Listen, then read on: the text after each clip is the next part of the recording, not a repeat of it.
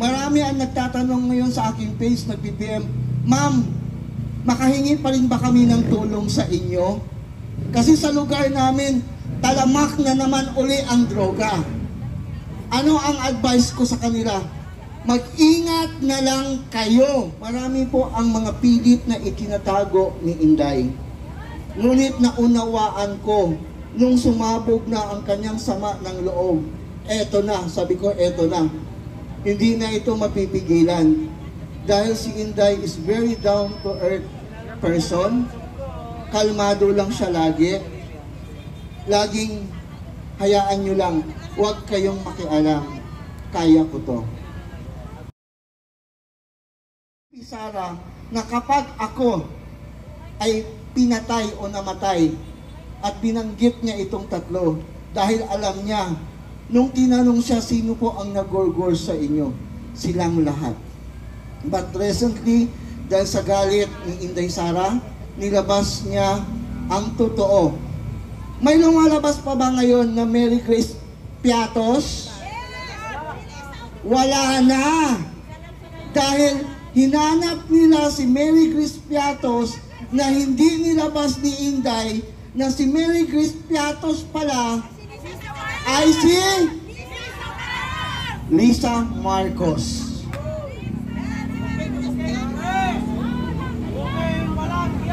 Ako po aaminin ko sa inyo, mula po nang naging Vice Mayor para si Tatay, bayaran po ako ni Tatay Digong.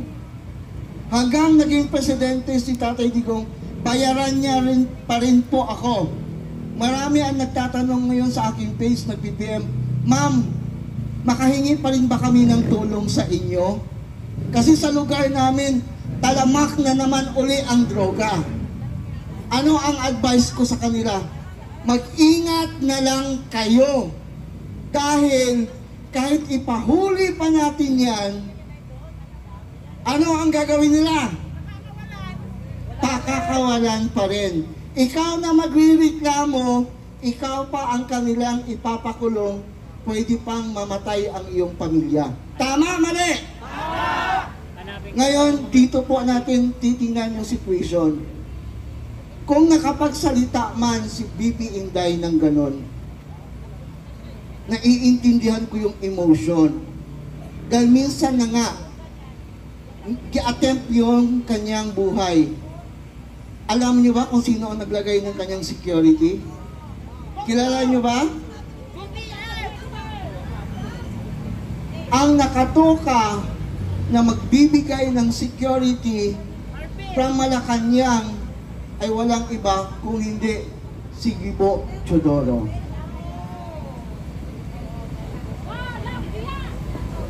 Ngayon, marami po ang mga pilit na itinatago ni Inday. Ngunit naunawaan ko, nung sumabog na ang kanyang sama ng loob, eto na, sabi ko, eto na. Hindi na ito mapipigilan. Dahil si Inday is very down to earth person. Kalmado lang siya lagi. Laging hayaan nyo lang. Huwag kayong makialam. Kaya ko to.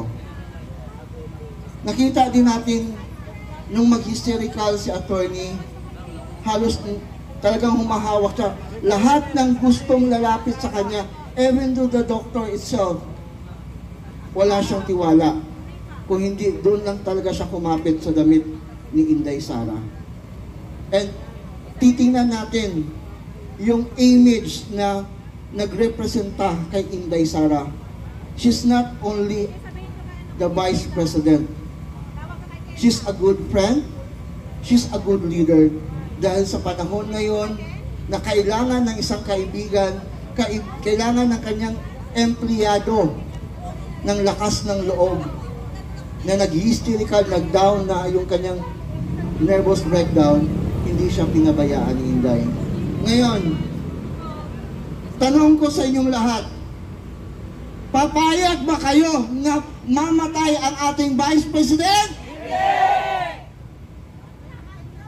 Lahat po ng mga nanonood sa mga vloggers, paki-like and share nyo po. Dahil itong mga vloggers na nasa harapan ko ngayon, Hindi po ito scripted ang kanilang nilalabas. Lahat po na nagsasalita dito ay wala po kaming script na hawak. Ito lahat ay mula sa aming puso. Nagsasalita kami ng katotohanan at pawang katotohanan lamang. Magkaisa tayo mga Pilipino, hindi tayo nandito dahil kay Inday Sara. Pero naniniwala kasi tayo lahat na walang ibang pwede magbigay ng proteksyon sa atin, walang iba na po pwede na ibangon ang Pilipinas kung hindi ang Duterte family. Tama ba, mali? Tama! Ang naniniwala, pakiwagayway ng watawat na sa inyong kamay. Yung watawat na ibinigay ko, na nandito kayo sa aking harapan, hindi nyo po sarili nyo lang ang inyong ipinaglalaban. Kung hindi ipinaglalaban natin ang ating inang bayan. Katulad ng mga ibang nagsalita, from Mindanao ako. Kung ako lang, pwede kong makausap ulit si tatay, mas gustuhin ko pang ihiwalay kami ng mga taga Mindanao. Bakit? Napakayaman ng Mindanao kaysa putang inang Luzon na ito, na puro pollution. Maglalakad ka ng 10 oras ng gabi sa Mindanao, sa tanda kong ito, dito pa ako sa Luzon na riding in tandem. Sa Davao, may 100 ka, busog na busog ka na. Pwede mo nang magamit yun hanggang hating gabi na kainan. Dito, durian dito, isang maliit, bumili kami, almost 600. Dahil 200 plus ang kilo. Samantalang sa Davao, 30 or 50 peso ang kilo. Pag marami pa talagang bunga ang nagdagsaan, pumunta kayo sa mga area na may maraming source ng durian sa Kidapawan. Lalo na sa kaarawan ng Kidapawan, along the highway, lahat ng dadaan, libre kayong kumain. Ito ba'y nangyari dito sa inyo sa Luzon? Hindi. Hindi! Dahil sugapak. No? Dahil sakim ang karamihan na namumuno dito.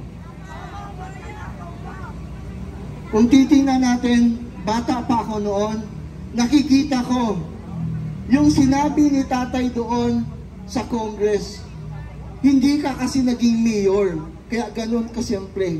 Hindi ka kasi naging leader sa isang lugar, kaya ganun kasimple. Lumaki ako sa Davao, kung sino man ang mas nakakatanda sa akin at nakarinig na minsan ay pinasabog ng Grand Bomba ang San Pedro Cathedral, isa po ako sa survivor doon.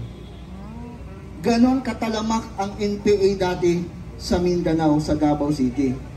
Ang problema namin doon sa Davao City, nang lumaki ako at lagi kami nag-uusap ni tatay, portal of entry ang Mindanao. Ang Davao City, lahat ng mga kriminal kung saang bansa, pwede lumusot sa Davao. Lahat ng mga wanted, pwede lumusot sa Davao. Bakit itinatag ni tatay ang DDS? Na paulit-ulit kong sinasabi. Ang DDS po ay tinatawag ni tatay na Davao Development System. Isang pangarap na kung saan gusto niya magkaroon ng katulad sa Luzon na may mga matataas na kondominium, magkakaroon ng mga magagandang subdivision at nangyari iyon.